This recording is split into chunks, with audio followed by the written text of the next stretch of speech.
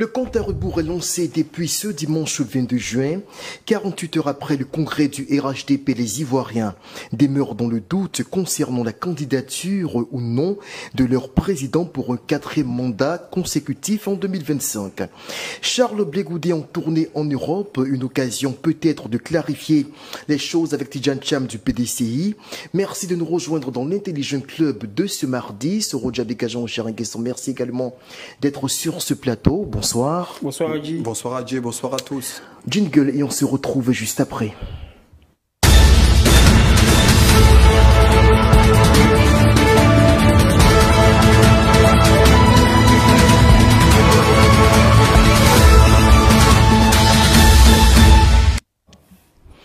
Les militants du RHDP, tout comme le reste des Ivoiriens, sont accrochés depuis ce dimanche aux lèvres du chef de l'État. Alassane Ouattara sera-t-il ou non candidat pour un 4e mandat successif, Jean-Richard? Est-ce que vous avez été surpris par la réaction du président face à ces militants ce dimanche lors du congrès du RHDP? Pas vraiment, j'ai pas véritablement été surpris parce que Alassane Ouattara, depuis son accession à la magistrature suprême, tient à montrer qu'il est le maître de l'horloge et il a démontré une fois de plus. Vous savez, le RHDP est un parti qui est fort et qui dans sa stratégie ne cesse de déstabiliser l'adversaire et qui dans sa stratégie ne cesse de recruter chez l'adversaire et même dans sa stratégie ne cesse de montrer le bilan qu'il juge inattaquable du président Alassane Ouattara. À quelques mois des élections, et là où l'opposition ne cesse de critiquer le processus électoral, il aurait été, pour ma part, assez tôt pour le président Alassane Ouattara de s'afficher et d'affirmer sa candidature.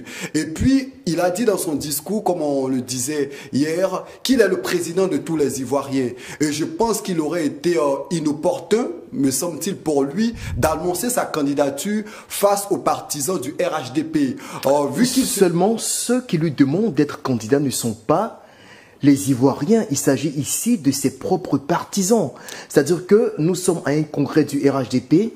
Il n'était pas en train de faire une adresse à la nation. Il parlait à ses militants lors du 2e congrès ordinaire de son parti, qui a vu sa reconduction en tant que président de ce parti politique. Vous savez, la candidature d'Alassane Ouattara, quoi qu'on dise, suscite un certain nombre de controverses.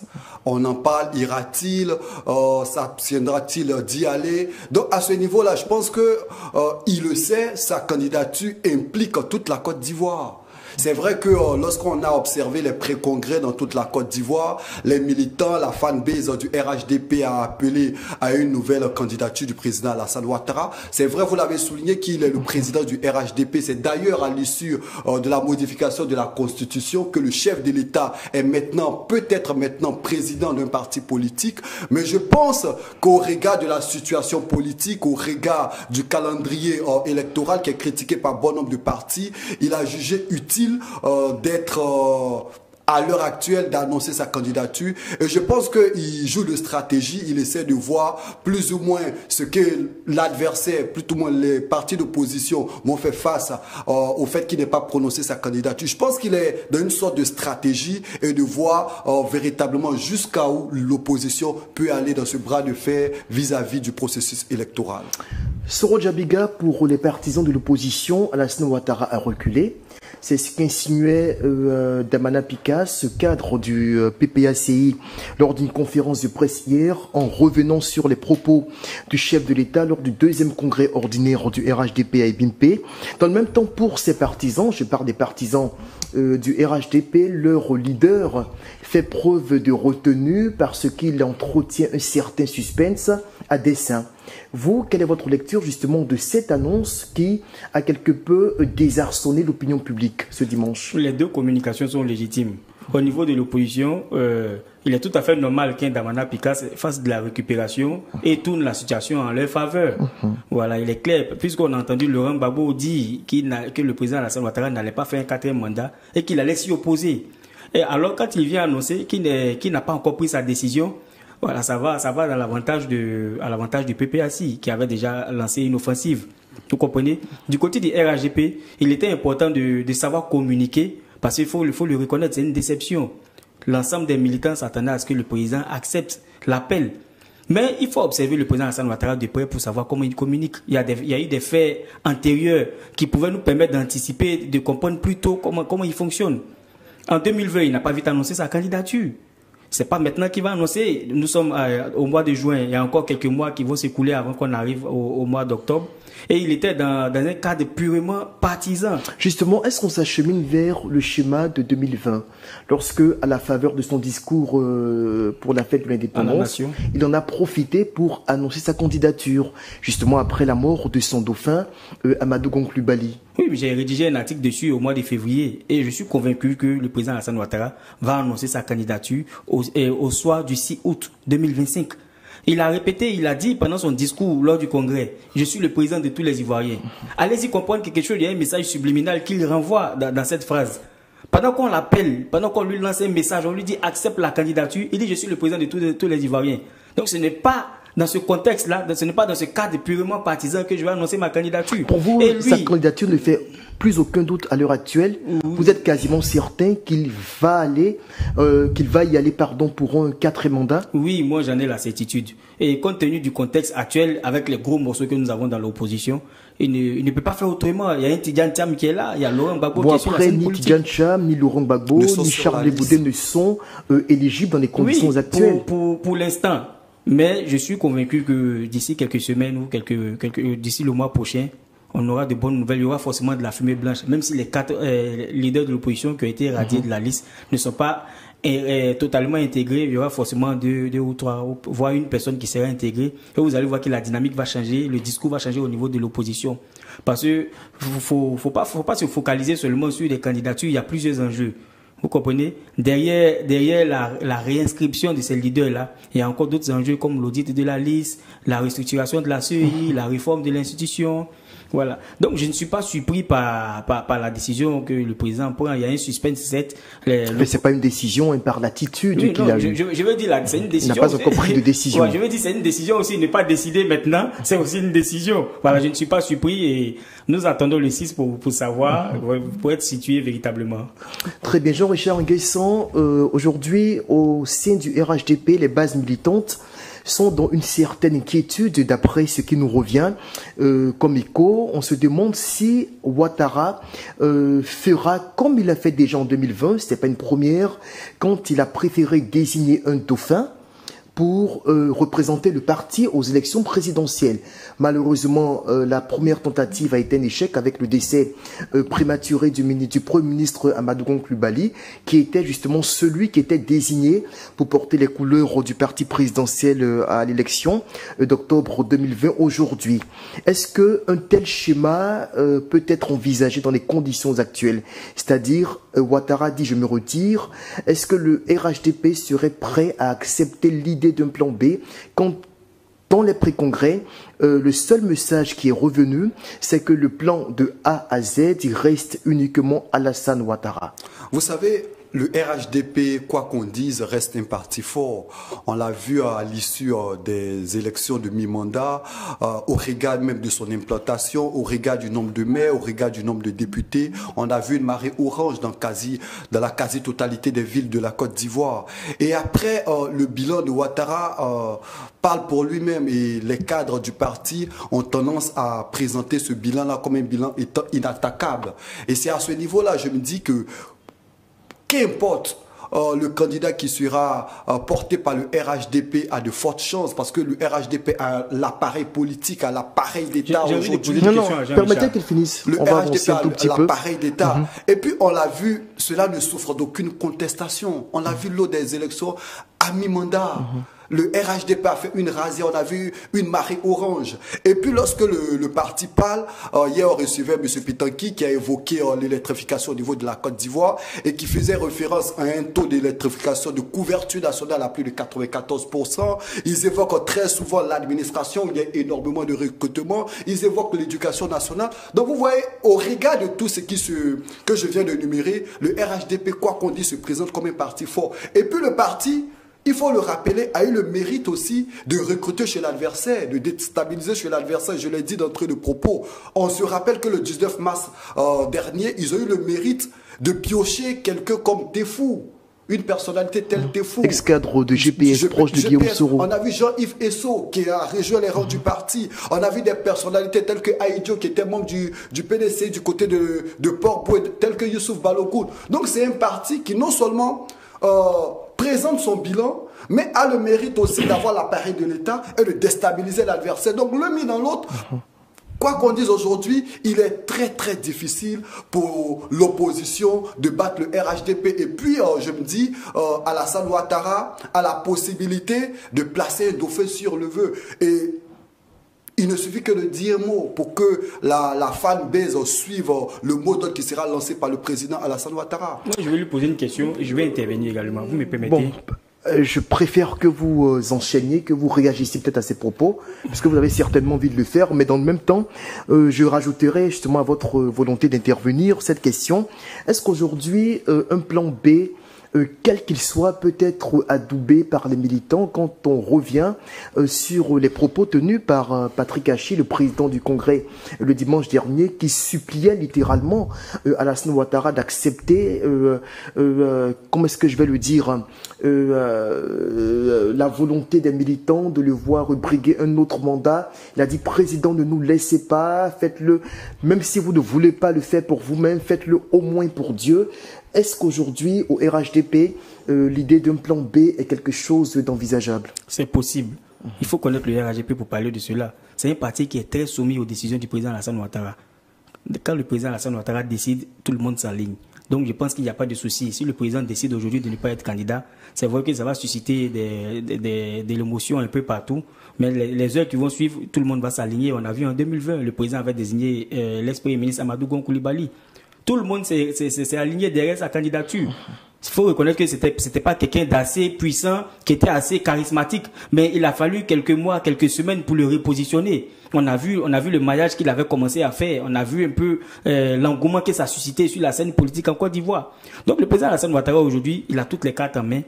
Il peut décider d'être candidat, il peut décider aussi de désigner quelqu'un d'autre, mais ça ne changera rien à la dynamique au niveau du RHDP. Jean-Richard parlait tout à l'heure du bilan du RHDP qui est inattaquable, qui parle pour lui. Je vais savoir, j'ai envie de lui demander de quel bilan il parle. Selon ces questions, les partisans du RHDP est inattaquable. Lorsque les partisans ou les cadres du RHDP présentent le bilan d'Alassane Ouattara, ils estiment que le bilan est inattaquable. Donc c'est que selon les partisans du RHDP, et c'est factuel avec les chiffres à l'appui. Je vais passer par lui pour que les militants aussi comprennent que nous sommes conscients, nous vivons tous la situation en Côte d'Ivoire et le loyer coûte cher en Côte d'Ivoire.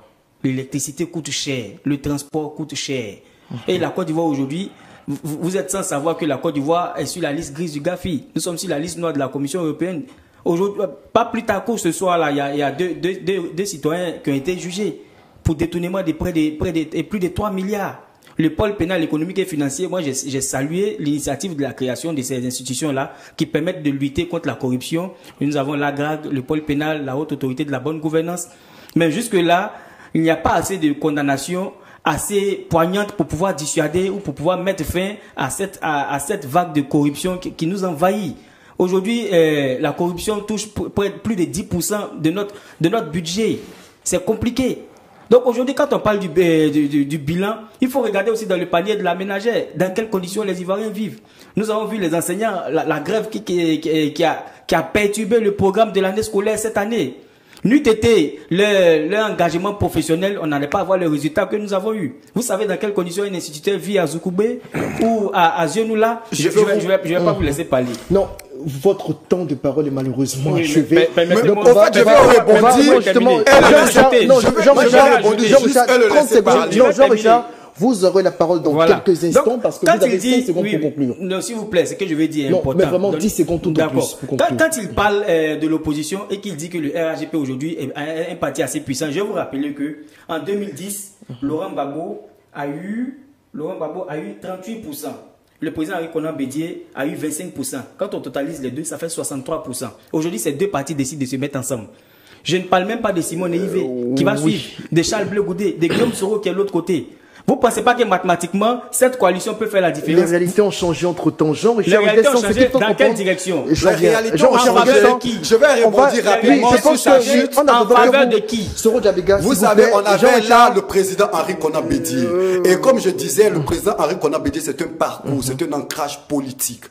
Pendant plusieurs décennies. On sait qu'il a été député, il a été président de l'Assemblée nationale et aujourd'hui, il représentait une figure de proue au niveau du PDC-RDA. Mais malheureusement, il nous a quittés il y a quelques années. En 2010, il était avec le RHDP qui a battu Laurent Gbagbo. Mais ce que je veux souligner, le PDCI est un parti aujourd'hui qui est dans une nouvelle dynamique, une nouvelle posture. Et aujourd'hui, il y a un président, c'est vrai qu'il se démarque, mais il n'a pas forcément la même mais le parti semble plus revigoré avec Tidjane Thiam, c'est clair. C'est une évidence d'ailleurs. Est-ce que Tidjane Thiam a la même aura que le président Henri Konan Bédié? Lorsque le parti fait bloc autour de son président, je pense que c'est indéniable avec ce qu'on voit en termes de mobilisation. Aujourd'hui, il faut dire que beaucoup de choses ont évolué avec le temps. C'est ce que je veux rappeler à Soro. Il a évoqué plusieurs faits concernant le bilan. Je ne vais pas forcément me jouer les défenseurs du RHDP. Mais les chiffres sont là et c'est factuel. Et moi, je vais m'en tenir qu'aux chiffres qui nous ont donnés.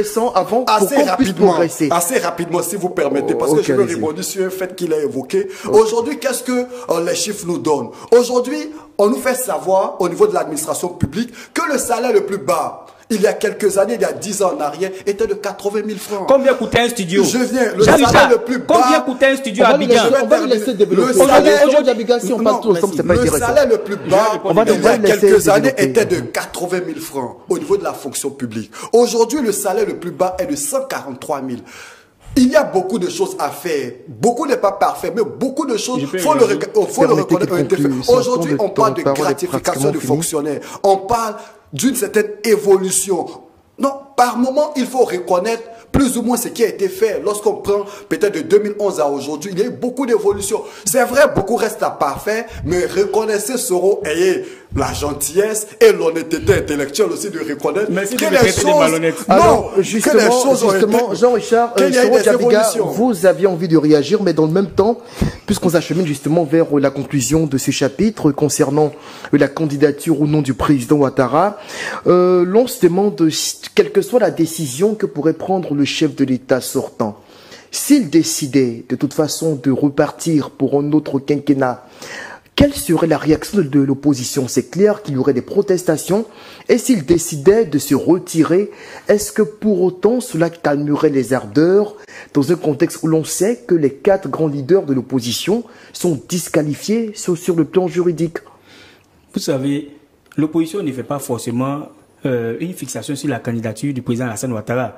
C'est vrai qu'à l'exception de Laurent Gbagbo qui a attaqué son 4e mandat, mais dans l'ensemble, l'opposition dénonce l'exclusion de ces grandes figures dont on parle, dont il est question. Vous comprenez? Donc, si le président Alassane Ouattara décide de se présenter ou de se retirer, voilà, il n'y a pas vraiment de grand enjeu pour l'opposition. Ce qui compte, ce sont les revendications qui ont été portées. Ce qui compte, c'est leur réintégration sur la liste électorale. Après, il peut décider de positionner quelqu'un d'autre.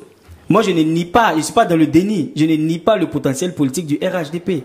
C'est le parti au pouvoir. Ils sont en exercice. C'est un parti qui est régulièrement implanté sur toute l'étendue du territoire. Mais il faut reconnaître qu'en face, il y a quand même de gros morceaux. Il y a de grands partis. Vous parliez tout à l'heure et vous disiez que les choses ont évolué, les choses sont dynamiques. Mais j'ai posé la question à 2 reprises. Dans quelle direction? Ou pour être plus précis, dans quel sens? Henri Konan Bédié a quitté la coalition. En 2010, au 2e tour, il faisait partie de la coalition. Il a quitté la coalition, le PDCI s'est retiré. Guillaume Soro s'est retiré. Mais j'ai envie de vous demander, est-ce que le départ d'Henri Konan Bédié a fragilisé le RHDP? Oui, mais considérablement quand même. Le PDCI, qui est un grand parti, sort du RHDP, il faut reconnaître que le parti s'est cassé. Aujourd'hui, quand vous regardez de façon structurelle, quels sont les partis qui constituent véritablement le RHDP? C'est que le RDR et quelques petits partis, peut-être, je dirais, satellites, qui sont autour. C'est le RDR. Donc quand il disait tout à l'heure, il parlait des vagues de défection au niveau de l'opposition. Ce sont des situations qui sont inhérentes à chaque période, à chaque gouvernance, surtout à chaque période préélectorale. C'est là que le mercato est lancé. Du temps de Laurent Gbagbo, nous avons assisté à des défections. Aujourd'hui, il est clair que le GPS est cassé, le mouvement est fragilisé, le leader ailleurs, ça fait plus de 5 ans aujourd'hui qu'il se cherche. Donc il est tout à fait normal que ces lieutenants faiblissent. C'est une situation qu'on peut comprendre. Dans le camp du PDCI, Après le décès du président Henri Konan Bédié, la saignée était évidente. De son vivant même, il y a eu une saignée après le divorce. Mais le PDCI était parti résilient et le parti ne s'est pas cassé pour autant. Nous avons vu les différentes séries d'assignations que le PDCI a subies ces derniers mois. Mais le parti reste toujours concentré sur un idéal, sur un objectif et autour d'un grand leader qui a lui-même adoubé.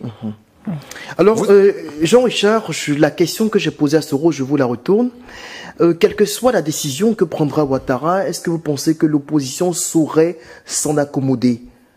Ah oui, forcément. S'il décidait éventuellement de se retirer, de ne pas briguer un 4e mandat, l'opposition trouverait certainement à redire. Le plus important pour elle, comme le rappelait à l'instant Soro Djabiga, c'est que ses représentants, ses principaux leaders soient autorisés à se lancer à la course à la magistrature suprême. Et même si aussi il décidait éventuellement de se présenter lui-même, l'opposition serait toujours dans la complainte. Vous savez, le président Alassane Ouattara a un leadership assez fort. Et son leadership a d'ailleurs été salué dans plusieurs pays. Et je me dis qu'aujourd'hui, au regard de ce qu'il représente, qu'importe sa décision, je pense que, comme Soro l'a dit, il y aura forcément des graissements de dents au niveau de son parti. Et je me rappelle d'un bout de phrase que Patrick Haché a lancé lors de son intervention au stade EBP. Il disait, pourquoi se priver de quelqu'un qui peut encore faire plus pour le pays?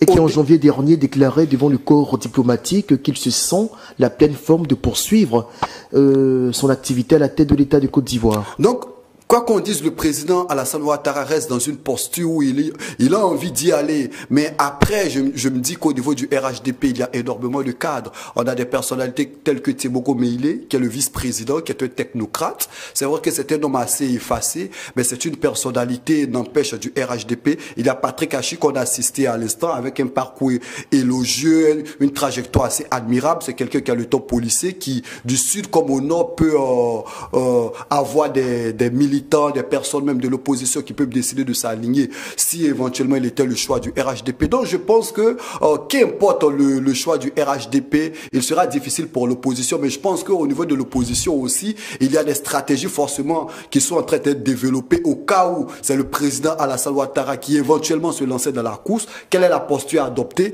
Au cas où il n'y va pas, quelle est la posture à adopter? L'opposition va pas forcément attendre que le président Alassane Ouattara parle, mais forcément qu'au niveau de l'opposition, on développe des stratégies. Forcément. Absolument. Soro Djabiga, assez rapidement, qui est-ce que vous voyez comme plan B éventuellement ou comme dauphin putatif sur lequel le président pourrait se rabattre au sein de son parti? Je rejoins Jean-Richard. Il a parlé du vice-président Teboko Meïlé, qui est un homme qui est assez calme et assez posé, qui a un bon parcours et qui n'a pas de casserole derrière lui, comme on le dit en politique. C'est quelqu'un qui est clean, qui a un bon discours, qui a un bon ancrage au niveau du nord de la Côte d'Ivoire. Mais est-ce que justement, en termes de représentativité sociologique, c'est un choix judicieux? Quand on se dit que le chef de l'État, il est originaire du Nord, on a évoqué tout à l'heure le profil de Patrick Haché, qui est sudiste et qui, comme l'indiquait Jean-Richard, a la capacité, de vu justement son origine, de fédérer tout aussi bien au Nord qu'au Sud. Il fait ce croisement-là. Le RHDP, vous savez, les mentalités ont évolué en politique. Voilà, on va pas se faire cette censure-là parce que le président est nordiste, donc il ne doit pas prendre un candidat qui vient du Nord. Il faut regarder le potentiel de chaque candidat, il faut regarder leurs qualités. Si celui qui est le mieux placé pour le succéder, c'est lui qui va faire la course. Il faut pas oublier que c'est pas une élection facile. Il y a quand même des grands candidats, comme je l'ai dit, il y a de grosses têtes dans l'opposition. Je m'apprête à proposer aussi Patrick Haché, pourquoi pas. Patrick Haché qui a fait plus de 20 ans dans le gouvernement, qui a sillonné, depuis 2002, qui a sillonné toute la Côte d'Ivoire, qui a plusieurs réalisations en son compte. C'est un grand bâtisseur, il faut le reconnaître. J'ai pas compris pourquoi il a été retiré du gouvernement, mais quelques temps après, il a été rappelé et aujourd'hui, il est conseiller du président de la République. Le fait de l'avoir nommé même dans l'organisation du Congrès témoigne de ce qui compte parmi le cercle restreint du président de la République. Donc, pourquoi pas? Je pense qu'il est dans la shortlist de la demi-douzaine. À côté, je vois une Maria Toukoné, pourquoi pas? Il faut aussi présenter une figure féminine. Quand le monde évolue, il faut pas éluder la gente féminine dans la course à la présidentielle. On parlait d'elle ce matin. C'est quelqu'un qui est beaucoup apprécié à la faculté de sociologie à l'université. Elle a laissé de bonnes marques là-bas. Pourquoi pas elle également? Donc je pense que ce trio-là, si le président Alassane Ouattara décide de ne pas aller aux élections, je pense que parmi ce trio-là, on pourra pêcher. Moi, je veux revenir très rapidement. C'est vrai que pour certains, Patrick Hachi n'est pas forcément du Sérail, qu'on parle du RDR pur et dur. C'est quelqu'un qui, avec la coalition RHDP... En fait, ce fut un cadre du PDCI-RDA qui a intégré le RHDP dans le cadre justement de la coalition et qui est resté avec le président Ouattara malgré le retrait du président Bédié de l'appareil politique du PDCI. Pour aborder dans le même sens que Soro, c'est quelqu'un qui aujourd'hui a plus de 69 ans, qui depuis 2000 est aux affaires, c'est quelqu'un qui, je pense, a une certaine personnalité. Il était secrétaire général de la présidence, ministre d'État, ministre des infrastructures économiques. Il était premier ministre pendant de nombreuses années. Donc, je pense qu'il a le profil pour. Maintenant, on attend de voir est-ce qu'il va être adoubé par les membres du Sérail véritablement. Sinon, je pense que c'est une pièce sur laquelle le RHDP aussi peut miser. Tourné en Europe, Blé Goudé Charles va-t-il rencontrer Tidjane Cham, président du PDCI-RDA? Soro Djabiga, puisque Jean-Richard vous a subtilisé la parole juste après votre intervention, on va vous permettre d'entamer ce sujet, donc de donner le top départ. Blé Goudé Charles est en tournée en Europe depuis ce lundi 22 juillet, non plutôt 23 juin 2025. Il est en tournée en Europe dans plusieurs pays à la rencontre de ses militants dans la diaspora ivoirienne. Et la question que j'ai envie de vous poser de prime abord, c'est de savoir si, à votre avis, Blé Goudé Charles, le grand mobilisateur que l'on a connu dans les années 2002 jusqu'à 2010, est-ce qu'il a encore du poids sur le plan politique? Bon, nous sommes en train de l'apprécier maintenant. Hein. Ce n'est que maintenant que Charles Blé Goudé fait ses pas dans la politique. On ne peut pas, entre 2002 et 2010, il faisait partie de la galaxie patriotique. Il était même le leader. Il mobilisait, il était sur le terrain. Voilà, c'était un jeune qui était encore dans la fougue. Après cela, malheureusement, il a été arrêté, il est allé en prison. Et là, il revient, il se lance maintenant dans la scène politique, dans l'arène politique, en tant que président du parti. C'est maintenant qu'on va apprécier ses actions, c'est maintenant qu'on va apprécier son potentiel, son leadership. Et vous convenez avec moi qu'il ne peut plus mobiliser comme il le faisait avant. C'est clair, il était clair qu'il était encadré par les moyens de l'État, avec tout ce qui allait avec. Là, maintenant, il fait cavalier, il est sur le terrain politique. Et il se débrouille pas mal, il mobilise. Son accueil a été, lorsqu'il est revenu en Côte d'Ivoire depuis son arrestation, quand il est revenu en Côte d'Ivoire, il a été triomphalement accueilli. Là, il y a eu une bonne mobilisation. Après cela, on a vu l'accueil qui lui a été réservé dans sa circonscription, sa base sociologique à l'ouest. Ça témoigne qu'il a une ancrage, ça compte pour un politicien. Tout bon politicien doit avoir une base sociologique. C'est important. Blé Goudé est là. C'est quelqu'un qui a le verbe, il sait communiquer. Aujourd'hui, il est en train de tisser un certain relationnel à l'international. C'est cela qui lui manquait. Il n'a pas eu le temps de fréquenter les grandes chancelleries, de côtoyer. Voilà. Les choses sont allées très vite pour Charles Blé Goudé. Il n'a pas eu le temps de se construire quand il était encore jeune parce qu'il menait un combat. Et ce combat-là, il n'avait pas ce temps-là de se tailler une carrure d'homme politique et en même temps mener ce combat. Voilà, aujourd'hui, il a la casquette d'un opposant et il fait son bonhomme de chemin. Il rencontre ses comités de base en Europe. C'est salutaire. Il a dit l'élection de 2025 n'allait pas se faire sans lui. Il est en train de respecter sa parole. Donc je pense que Blé Goudé est sur le terrain et il se défend pas mal. Jean-Richard, à votre avis, Charles Blé Goudé, c'est un nom qui peut quand même jouer les troupes faites, sinon qui peut s'imposer dans l'arène politique nationale? On attend de voir, comme Soro le rappelait, c'est quelqu'un on connaît son histoire, sa trajectoire également, on sait qu'il a mené énormément de combats, mais aujourd'hui la situation sociopolitique a évolué, les données ont changé, il bénéficiait de l'appareil de l'État, il bénéficiait de l'appui de Laurent Gbagbo, il avait un certain discours qui était mené, aujourd'hui les mentalités ont évolué, la jeunesse aussi la plupart des jeunes ont passé un cap. Est-ce que Blé Goudé peut compter véritablement dans l'arène politique? On attend de voir, non seulement son nom compte, maintenant le COJEP, on attend de voir ce que peut représenter aussi son parti, le COJEP. On attend de voir peut-être à des prochaines élections, que ce soit les municipales ou encore les législatives, pour voir véritablement que vaut le COJEP. Est-ce que le COJEP, à l'image des autres partis qui compose peut-être la CAPSI.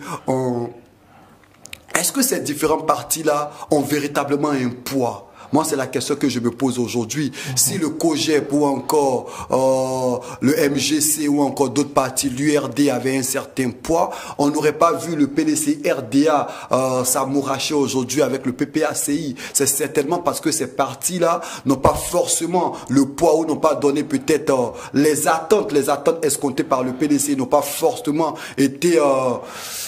il n'y a pas eu forcément de satisfaction. Donc je pense qu'aujourd'hui, quoi qu'on dise, c'est des petits partis, on attend de voir. C'est vrai que Charles Blé Goudé, c'est un nom, mais est-ce qu'aujourd'hui, en termes de représentativité, le COGEP peut être inscrit au titre des grands partis tels que le PDCI, le RHDP ou encore le PPACI? Là, question. Je ne crois pas. Alors, selon le communiqué publié par justement son cabinet, le cabinet donc de Charles Blé Goudé, relatif à sa tournée en Europe qui dure donc du lundi 23 juin au samedi 28 juin, tout d'abord, il entame une visite aux Pays-Bas, ensuite en Belgique, en Suisse et en France. En France, où séjourne depuis début avril le Cheikh Tidiane Cham, président du PDC RDA.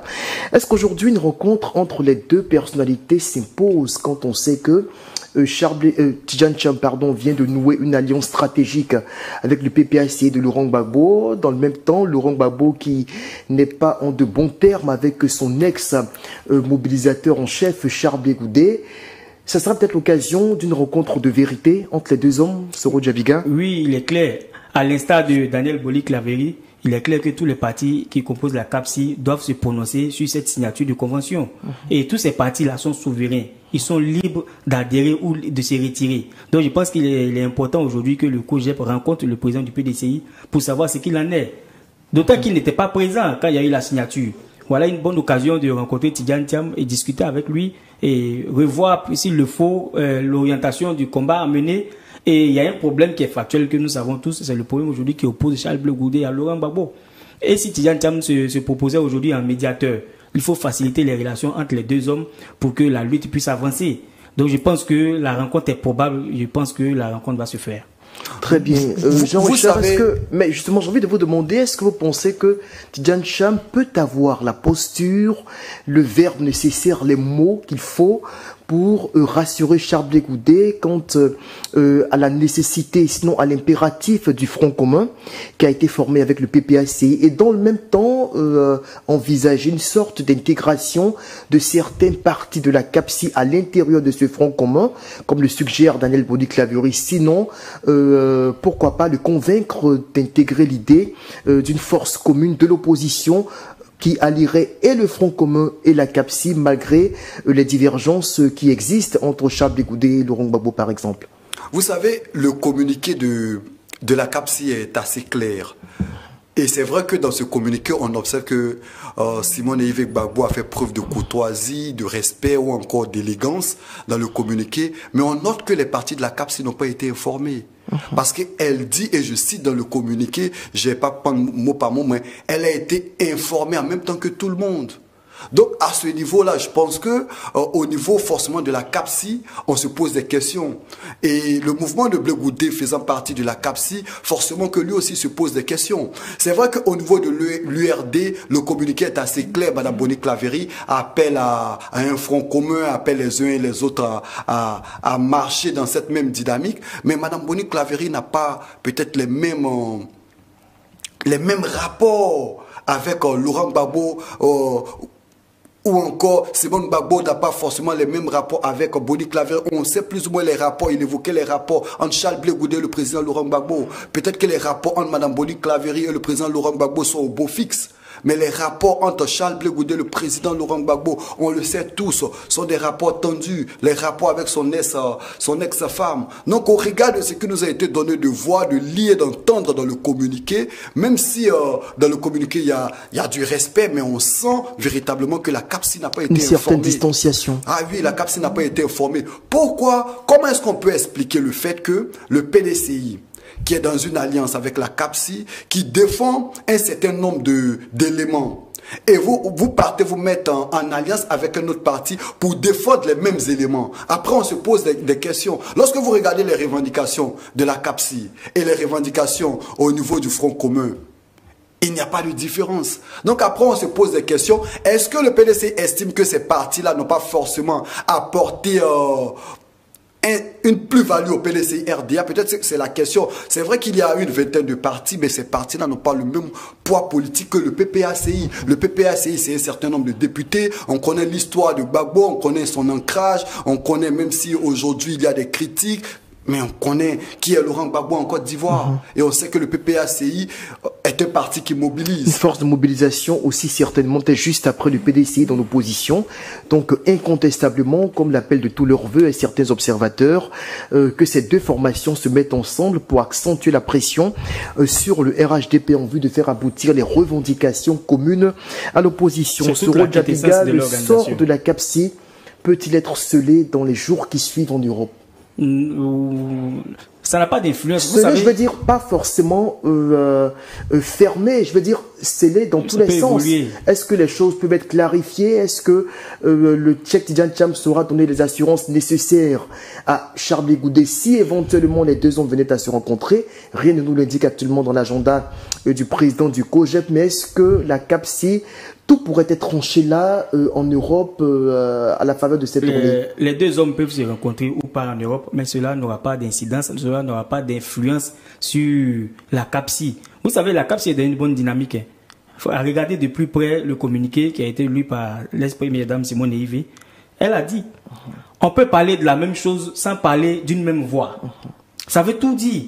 Dans l'ensemble, toutes ces entités dénoncent les mêmes choses. Toutes ces entités revendiquent les mêmes choses. Mais elles ne sont pas obligées de parler d'une même voix. Donc, il y a de deux choses l'une. Soit la CAPSI va rejoindre le Front commun, ou la CAPSI reste derrière le PDCI et continue de revendiquer les mêmes choses que le PPACI revendique et que le Front commun revendiquera désormais, puisque ça fait une autre entité à part entière.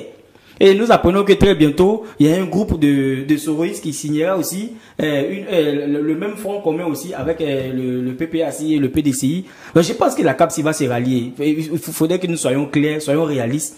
À part le PDCI, les partis qui composent la CAPSI ne sont pas assez puissants. Mais au-delà de l'opportunité d'un éventuel ralliement de la CAPSI au Front commun, il y a l'épineuse question des rapports qui régissent qui sont établis entre Laurent Gbagbo et certains leaders de la CAPSI. C'est ça le problème, parce qu'aujourd'hui, Charles Goudé qui pourrait rencontrer éventuellement Cham en Europe, mais qu'est-ce qu'ils se disent quand Blé Goudé est en face de Cham, il pourrait lui dire, mais c'est vrai, il y a toute l'opportunité que l'on discerne de faire front commun pour aller revendiquer les mêmes points. Dans le même temps, Laurent Gbagbo ne me parle pas, il refuse d'avoir affaire à moi, c'est une réalité. Et dans le même temps, il refuse d'avoir affaire à d'autres figures comme Pascal Afingessant, Simone Veil. Bon, dans ces conditions, Tidiane Cham, qu'est-ce que le PDCI fait? À ce stade-là, la convention, le front commun qui a été signé entre le PDCI et le PPACI ne parle même pas de candidature. Donc je pense qu'à ce stade-là, toutes les entités, même celles aujourd'hui qui ne veulent pas se voir ou ceux que Laurent Gbagbo refuse de citer nommément, peuvent militer ensemble, peuvent cohabiter. Le problème va se poser quand il s'agirait de désigner un candidat. Mais au-delà même pour les initiatives communes, les manifestations, on les organise comment? Est-ce qu'on pourrait mettre autour d'une même table des représentants de Laurent Gbagbo, de Charles Goudé? Est-ce que s'il faut se rencontrer pour parler des mêmes revendications, Laurent Gbagbo, puisque c'est lui qui pose le problème aujourd'hui, pourrait s'asseoir autour de la même table que Charles Goudé, puisque c'est lui et l'unique qui refuse de prononcer le nom. Mais savoir pourquoi il refuse, je ne comprends pas. Non, nous faisons, Soro Djabiga, nous faisons dans le factuel. Non, sortons des dans le factuel. Permettez que je pose ma question. Poser la question. Voilà, permettez que je reviens pour dire ceci. On va sortir des émotions. Ce que l'on constate, il n'y a aucune émotion sur ce plateau. Ce que l'on constate, s'il vous plaît, Soro Djabiga, s'il vous plaît. Il n'y a pas d'émotion sur ce plateau. S'il vous plaît, ce que l'on constate, c'est que quand Charles Goudé parle, il parle de Laurent Gbagbo. Il le fait clairement. Quand Laurent Gbagbo parle, il refuse de parler de Charles Goudé. C'est un fait. La question que je pose, c'est la suivante. Est-ce que autour d'une même table, Laurent Gbagbo, puisque c'est lui qui semble être le problème aujourd'hui, est-ce qu'il pourra accepter de s'asseoir avec Charles Goudé et parler d'une même voix? Est-ce qu'ils pourront discuter ensemble? Bon, nous ne sommes pas dans les sièges ou dans la tête de Laurent Gbagbo pour savoir si oui ou non il est disposé à s'asseoir autour d'une même table avec eux. Mais pour ce qui est factuel, pour répondre à votre mot, c'est que l'un n'est pas forcément à l'unicité des idées. Parce que ce qui est clair, c'est que toutes ces entités-là parlent de la même chose. Toutes ces personnes, toutes ces figures revendiquent les mêmes choses. Donc pour l'instant, la CAPSI l'a dit, on peut parler de la même chose sans parler d'une même voix. Ce problème pourrait se poser et il allait être un bémol, une condition sine qua non pour l'organisation s'il était question de désigner une candidature.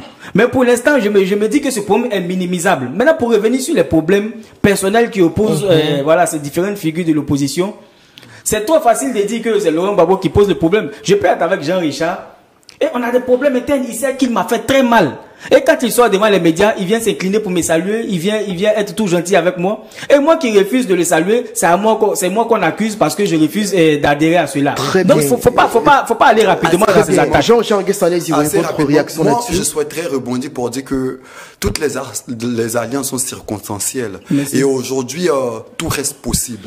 Lorsqu'on regarde dans l'histoire politique de la Côte d'Ivoire, on se rappelle qu'au décès du président Houphouët-Boigny, il y a eu une petite guerre de succession entre le Premier ministre et le dauphin constitutionnel. Ensuite, le président Henri Konan Bédié prend le pouvoir le 7 décembre 1993.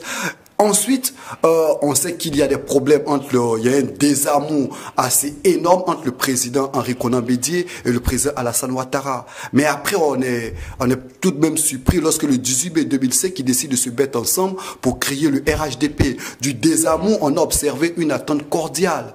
Et on l'a vu pendant plusieurs années, jusqu'à ce que le président Henri Konan Bédié dise aux élections présidentielles à tout le Baolé, à tous les chefs qu'il a réunis à Yamoussoukro, de porter à la candidature suprême le président Alassane Ouattara. Alors, est-ce que vous pensez justement que Laurent Gbagbo est capable de franchir cette étape où il pourra enfin, rien que faire ceci, accepter de prononcer le nom de son ancien allié Charles Blé Goudé? Tout reste rien possible. Que cela. Et c'est lui-même qui nous apprenait qu'en 1995, lorsqu'il faisait alliance avec le RDA, qu'il n'y a pas d'alliance contre nature. Donc, je me dis qu'après, il y a eu certainement des inimitiés, il y a eu certainement des problèmes, on n'est pas forcément dans le secret des dieux. Mais aujourd'hui, j'estime que les partis de l'opposition, comme ils aiment à le rappeler, il a l'intérêt supérieur de la nation. Et je pense que face à l'intérêt supérieur de la nation, forcément que le président, que ce soit le président Laurent Gbagbo ou encore le président Charles Blé Goudé pourront faire taire leurs divergences de point de vue. Et puis aujourd'hui, il y a une personnalité telle que Tidjane Thiam qui se présente comme le catalyseur ou je sais pas comment je vais le dire. Il se positionne comme celui qui pourra, pourquoi pas, réunir, voilà, ces deux personnalités. Donc, on attend de voir. Mais pour ma part, j'estime que tout reste possible parce que dans l'histoire de la Côte d'Ivoire, on a vu des alliances, des personnalités où il y avait un profond désamour. Je vais ajouter un peu d'eau à son moulin. Allez-y. Tout reste possible. En 2011, après l'arrestation du président Laurent Gbagbo, je me souviens encore de cette déclaration du président Bédié qui a dit que Gbagbo est bien là où il est. Et après, nous avons senti le rapprochement entre les deux hommes. Donc, tout reste possible. Laurent Gbagbo et Charles Blé Goudé, voilà, ils sont liés par une histoire. Et après cette histoire de la crise, on les a vus encore cohabiter à la prison. Donc, je pense que, quel que soit ce qui les oppose aujourd'hui, les deux hommes sauront se mettre au-dessus de tout ça. Et puis, bon, voilà, enterrer ces problèmes-là et puis privilégier les enjeux qui se présentent à nous aujourd'hui dans l'opposition. Bon, je pense que tout reste possible. Laurent Gbagbo est assez mature. Il est l'une des figures majeures de la politique de la Côte d'Ivoire. Charles Blé Goudé, qui est le père des proverbes. Quand on connaît les proverbes, c'est-à-dire qu'on est sage, ça veut dire qu'on est sage. Donc je pense que Charles Blé Goudé pourra aussi trouver les moyens de se faire pardonner si son père l'en veut pour quelque chose. Voilà. Absolument. Merci bien à tous les deux. Jean-Richard Nguessan, c'est l'heure de votre revue de presse. Vous avez toute la place. Merci Adji, et puis ouvrons cette revue de presse comme de coutume avec l'intelligent d'Abidjan qui barre sa une, parrainage pour la présidentielle 2025, Danon DJ à la CEI hier, Sabendio, co-signataire du Front commun, ni la CAPSI, Cham, Bion, Assalé, Toby, Afi, ont-ils aussi été représentés? Interrogation sur la une de ce journal. Et puis présidentielle 2025, Mamadou Touré, qui est ministre de la République, dit, et je cite, la même situation de 2010 n'est pas possible aujourd'hui. Et puis Maître Adama Camara au chevet des victimes suite à la bousculade qu'il y a eu au congrès du RHDP. Et puis poursuivons avec la mobilisation exceptionnelle au stade EBMP. Le patriote barre à sa une, du jamais vu dans ce pays. Ouattara n'est pas camarade de quelqu'un. Et puis le vice-président Timoko Meïle Kone qui dit ensemble poursuivons l'œuvre du président Alassane Ouattara. Ouattara. Et puis, candidature d'Alassane Ouattara, Patrick Hachi affirme pourquoi se priver de quelqu'un qui peut encore faire plus pour le pays. Information que nous retrouvons à la une de Fraternité Matin. Et puis le jour plus revient également sur la présidentielle 2025. Candidat ou non, voici où et quand Ouattara annoncera sa décision, nous informe le jour plus. Et puis pourquoi le plan B du RHDP n'a pas été retenu. L'avenir proche également du RHDP revient sur la forte mobilisation présidentielle d'octobre 2025 et Barassa une RHDP, une machine électorale qui fait peur à l'opposition. Le quotidien d'Abidjan revient également sur la mobilisation au niveau du congrès du RHDP. Ouattara entre calcul politique et mépris de la Constitution, une démocratie bâillonnée. Et puis meeting du RHDP, le Bélier écrit les leçons d'une farce aux frais des Ivoiriens. Le nouveau réveil parle de la formation des coordonnateurs pour le parrainage citoyen, des représentants des candidats Tcham et Gbagbo reçus à la commission électorale indépendante hier, contrairement à ce qui avait été dit les concernant. Notre voix revient également sur la décision du président Alassane Ouattara. 100 ans, Ouattara sorti de la scène politique, les cadres du RHDP pleurent, une preuve de quadis, un congrès verrouillé, une réaction du président du MFA. Et puis l'Inter revient sur la prochaine présidentielle, des populations de Diokwe au roi et chef traditionnel. Nous ne voulons plus de crise, la réaction de Sa Majesté Amon Tanoé. Soir Info revient sur un fait divers à Guitry. Sa grand-mère l'empêche d'aller voir son copain. Elle la pousse et la tue. Information que vous pourriez lire dans le quotidien Soir Info. Et puis terminons avec un Super Sport qui donne des informations sur le mercato estival. Le quotidien nous informe que Yaya Fofana, l'international ivoirien, le gardien de but, va signer du côté de Torino en Italie. Et puis parlant toujours du mercato des pros ivoiriens, Traoré Ahmed Junior vers un retour en Italie. Et puis le quotidien nous informe également que Hambourg et Young Boy sont sur le chemin de Ouma Diakité, l'international ivoirien qui évolue du côté de Reims. Merci Benjamin Rocher-Nguessan. Soro Djabiga, petit commentaire quand même sur ces différentes actualités. Oui, j'aimerais revenir sur un titre qui dit « Les cadres du RHDP pleurent ».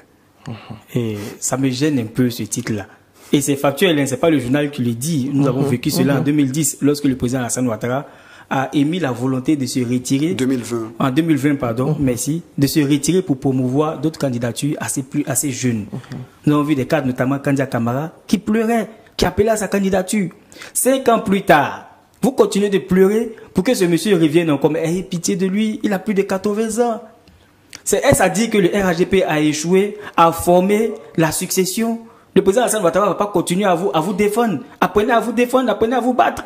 Donc ça me gêne un peu ce titre-là. Quand je vois j'entends le RHDP pleure, ce parti qui regorge d'un homme inestimable de haut cadre, localisé un peu partout sur toute l'étendue du territoire national, que ce soit au nord, au sud, au centre, partout. Il y a Begré Mambé, il y a Patrick Hachi d'autres palais, il y a Temoko Meile, il y a Kandia Kamara, il y a Maria Toukone, il y a Belmonde, il y a tellement de cadres, il y a Touré Mamadou. Donc voilà, il faut qu'ils arrêtent avec cette rhétorique-là, parce que ça ne les honore pas. Peut-être qu'ils veulent traduire leur soumission, leur reconnaissance au président Alassane Ouattara, mais ça les dessert. 15 ans plus tard, après 15 ans de gestion, continuer de pleurer pour que la même personne continue de gérer le pays. C'est dit que s'il n'est pas là, la Côte d'Ivoire va sombrer. Donc c'est pas bien. Et j'ai entendu le ministre Touré Mamadou dire que la même situation n'est pas possible aujourd'hui. Nous sommes tous concernés par la paix. La paix concerne tous les Ivoiriens, que ce soit les gouvernants, la société civile, la population. Nous devons tous faire un effort pour œuvrer pour maintenir la paix en Côte d'Ivoire. Il faut éviter de tenir des discours guerriers. Les pro-Gbagbo n'ont pas imaginé un seul instant avant 2010 qu'ils allaient être chassés du pouvoir. Mais de la pire des manières. Aujourd'hui, on ne sait pas ce qu'adviendra de l'élection de 2025, mais je pense qu'on doit avoir un bon ton. Et je reprends Jean-Richard qui parle d'un ton policier. Il faut avoir un bon ton parce que la situation est très sensible. Absolument. Merci beaucoup Soro Djabiga pour vos commentaires, toujours aussi épicés sur l'actualité nationale. Et bien c'est sur ces différents sujets que nous mettons un terme à l'Intelligent Club de ce mardi. On va se dire au revoir et on se retrouve demain mercredi pour le décryptage d'autres actualités, certainement tout aussi pertinentes. Et portez-vous bien et très bonne soirée à tous.